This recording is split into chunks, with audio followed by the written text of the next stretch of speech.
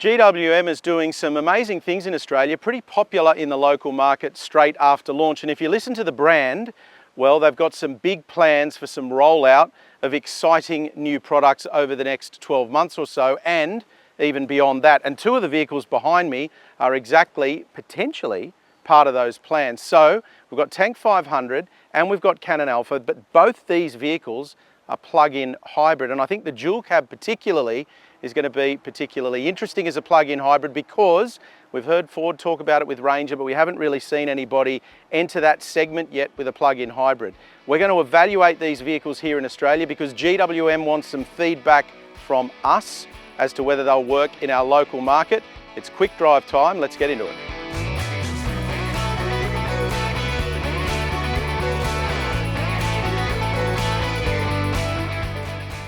We don't know what the price will be for the plug-in hybrid versions of these two four-wheel drives, and that's going to be key for GWM in the Aussie market.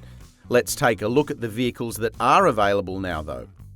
Pricing for the Tank 500 hybrid starts from $66,490 for the Luxe and $73,990 for the Ultra, both drive away. Moving over to the Canon Alpha, pricing starts from $51,990 for the entry-grade diesel and runs up to $64,990 for the Alpha Ultra Hybrid.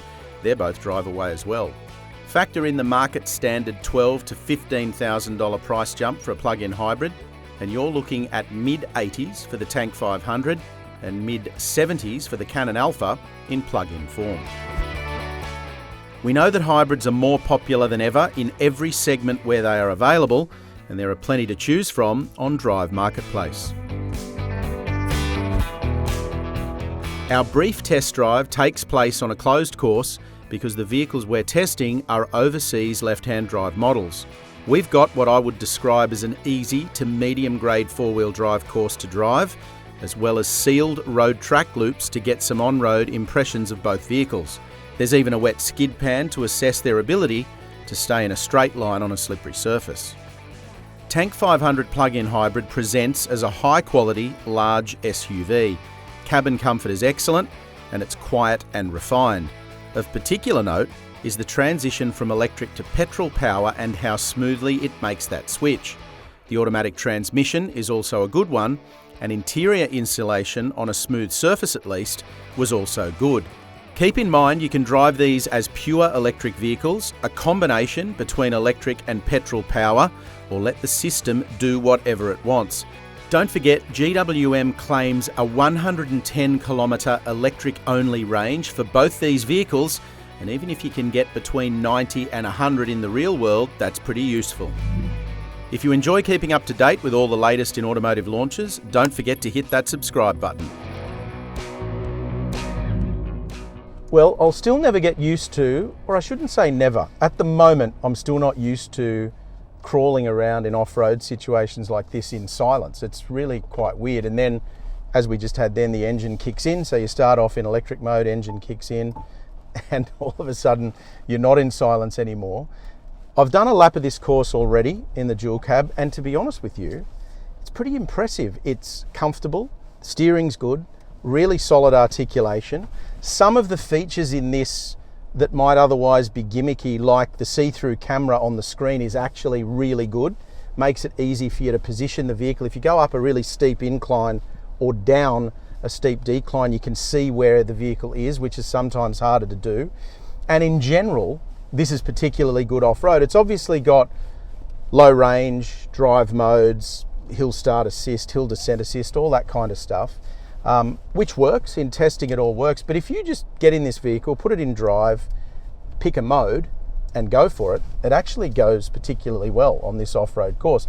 This is what I would call sort of a medium grade off-road course. It's not crazy difficult, but it's not particularly easy either. There's some water crossings, there's some axle articulation stuff that you get to have a look at, a few bumpy sections with rocks, there's some heavy sand we'll go through in a second. And don't forget as well, with the wading depth, 800 millimeters on this, even though it's got a battery pack mounted in the rear there. And I think, listening to the engineers from GWM, one of the things that's been really important for them is that they made this vehicle capable, even though it was a plug-in hybrid as well. So it needed to be just as capable off-road as it would be if it wasn't a plug-in hybrid. So all in all, capable, pretty good to drive, pretty easy to drive off-road. And I think that's key for a modern buyer as well, because a lot of people want to get in a four-wheel drive and not be intimidated. So this is easy to drive off-road. It is capable. It's a pretty good thing inside the cabin. You can hear no squeaking, rattling, nothing like that. This is obviously a left-hand drive vehicle we're testing here, but there's a lot of promise for this if it hits the Australian market. There's no clear plan yet for when these vehicles might arrive in Australia, but it would be unlikely to see them on our roads before late 2025 or early 2026, given they are still in the early phase of assessment for our market. Plug-in hybrids are really interesting in our local market. They get a bit of a bad rap by some of you in the comments section as well, as being a kind of a halfway point between a regular combustion engine and fully electric. And yet, when you get to 100 or 110 kilometre range, I think they start to make a lot of sense for a lot of Australian buyers, because if you're looking at something like this Tank 500 plug-in hybrid and you're a family buyer, Monday to Friday, you're not using any fuel at all. So you're driving to work and back, no fuel. Then on the weekend, when you want to do family stuff, you've got a regular internal combustion engine effectively that you can use. So that is a real factor. And then you get to the dual cab. This is fascinating to me because I think if the price is right, and don't get me wrong, the price is going to be important for the Tank 500 as well. But if the price is right for this dual cab in our market, there's almost no doubt that it would succeed, because we are dual cab crazy. Everybody loves them. It shows no signs of slowing down. So while price is key, this does drive particularly well also. But you need to let us know in the comments section below, what sort of price would the Tank 500 plug-in hybrid and the Canon Alpha plug-in hybrid need to be for you to be interested if you were shopping in these two segments? Large SUV, family duties, dual cab. Everybody loves them. What would the price need to be to entice you? Let us know in the comments section below. Don't forget to hit like if you've enjoyed the video. Click on subscribe so you stay up to date with all of our latest video content, and all of the info on these two vehicles. It's over at Drive.com.au. If you want to take a look at one of Drive's favourite plug-in hybrids, it's the Mitsubishi Outlander. Click on the video on screen.